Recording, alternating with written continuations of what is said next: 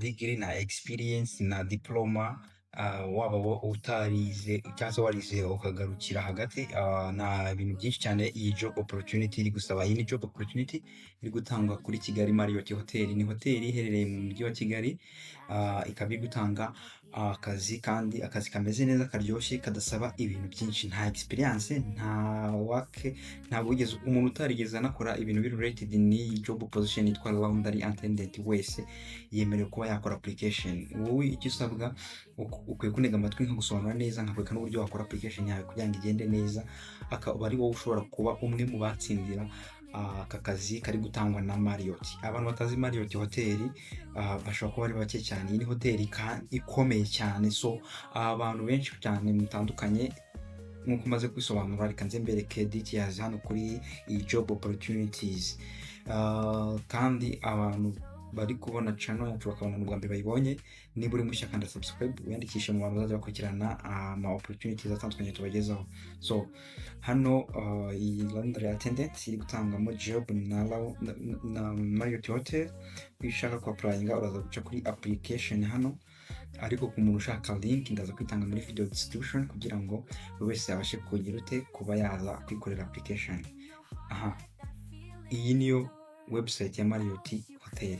Iyo umaze kugera kuri iyi website yabo, ikintu uhita ukora ni iki, uraza kuza ugakirika kuri apply now. Iyo umaze kujya kuri apply now, mbere ko dukomeza tujya gukora application, ngiye kwanza mbereke details tuza kugira ngo ndimo ndababeshya nkaba ndi kubabwira ibintu bitari byo. Iyi ni job ireba buri muntu wese. Icya mbere hano nkuko muri kubibona, kambanze zooming mbegereze neza kugira ngo mubone ko ibintu biri serious cyane. Preferred qualification is kuri education, no high school diploma or GED. Ni ukuvuga ngo hano nta high school diploma, nta diplome ya secondary n'imwe isabwa, cyangwa GED. GED ni General Education Diploma, okay. Hanyuma nta na related work experience nkuko muri kubibona hano, ngibi muri kubyibonera bikampa highlighting. Hanyuma nta niyo bita supervisory experience, nayo ntayo, nta experience n'imwe. So ikintu ugusabwa wowe ni ugukora ikintu, gufata telefone yawe ugafungura browser yawe ugashyiramo link yo ndaza kwibahereza nimugire ikibazo. So ndaje ndabereka icyo usabwa ni ukudacikanwa ku musozo wa video. Ndaza kubereka uko mugiye guhita mugera ahangaha ndi nanjye n'ahandi mushobora kujya kuri job ni wara chance kuri website ya Marriot. So ndabibereka neza biri clear, akoreka manze noneho mbereke izindi details zirushijeho kugira ngo mube muri tayari kwa applyinga, mwateguye ibyangombwa byose nkuko bisabwa. Tugendane, okay. Iyo ugiye ku applyinga urazajya kuri hano kuri website ya Marriot, ukaza ukaca hano kuri apply now. Wamara gukora kuri apply now, bahita bagufungurira link imeze gutya nkuko muri kuyibona. Ikintu hano ubusabwa ni kubigenza gute, no kuza hano hari get started. Let me zoom kugira ngo mubashe kubona ibi kimwe neza.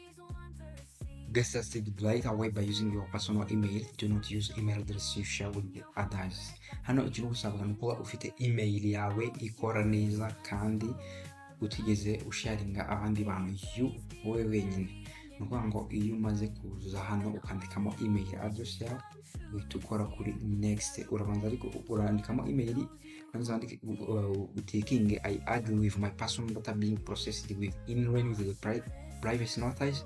Nurangiza ukore kuri next. So kambaze nandikamo email, ubundi dukomezanye neza nta kibazo na kimwe kibayeho.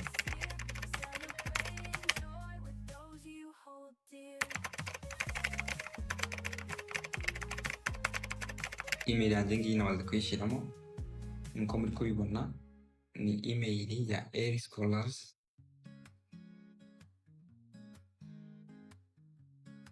Ngiyi hano banze verifying kariyo neza. Ngiyi email iyo umaze kuyishyiramo neza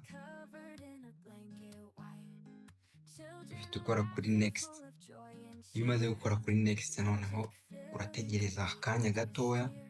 Iyo umaze gutegereza akanya gatoya haba baguhereza options zigeze nko kuri ebyiri.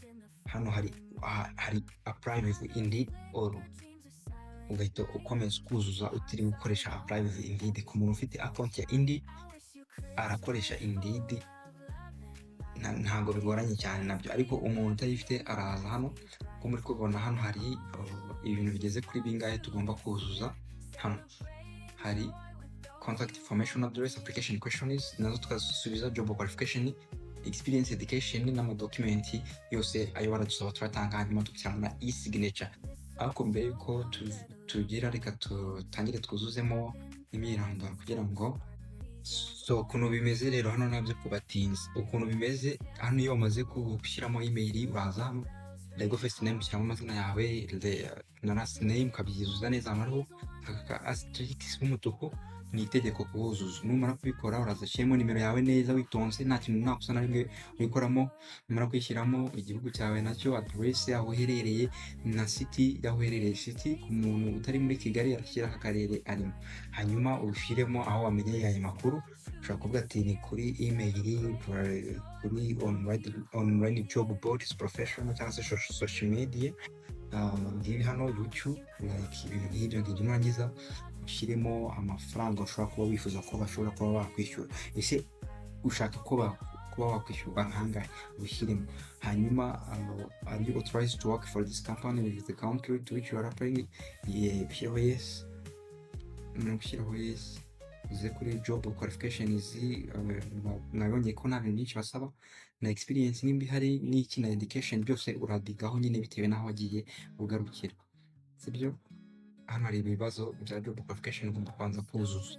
Hano experience uze kuyadigaho nayo, okay? Tutanzire gato kuri biriya bibazo. Biriya bibazo uraza kuhanyuraho ubyuzuze neza. Dore hano uhita ukora kuri continue, murabona uko bimeze. Murabona ibibazo byacu, reka nze bibanyuriyemo kugira ngo bitaza kubagora cyane. Okay, ibi bibazo nsanze bisaba iminota 10. Singibi hano we be asked to complete series of questions. Ibibazo biri bishobora gufata no ku minota igeze ku 10 ngo muri kubibona hano. Rero kugira ngo icyo nshaka ngiye kubaha overview, ntabwo byose cyo kubyinjiramo, so reka mbakinge kugira ngo ntabarambira, kugira ngo tutarambirana, kugira ngo mutemu tangira byihuse bitaza kubagora. Uraza gukora continue nyine, continuing iriya minota igera ku 10 nayo nyine ubyuke uyikore. Biriya bibazo byose ubisubize, na experience niba ihari urayadinga, niba ntayo no need. Dore byose ibi byo ni bisanzwe, nta kintu kidasanzwe kirimo hano. Kuri education nayo ihari niyo urashyira de hano, yari nani ushyiraho ko ntayo uzuza ukamanuka ukagera hano hose country ukabyuzuza. Nta kintu kigoranye cyane kirimo hano kabisa. Hano city nyine nayo uraza kuyishyiramo bitewe na district n'undi urimo. Ubwo amadokumenti, resume na cover letter bikoze neza, byo nagiye mbibabwira uko mubigenza. Ubu nabyo maze guhitamo bya uploadinga ubundi bite birangira. Hanyuma unosoza byose uraza gushyira hano tikingeho utu twombi, ushyira amazina yawe yombi, ubundi kore kuri submit, ubundi ube urabisoje. Ku muntu wacikanwe na hano hari link muri video description, wayicekingamo urayibona nta kibazo. Ndizera byose nabibonye. See you in the next part.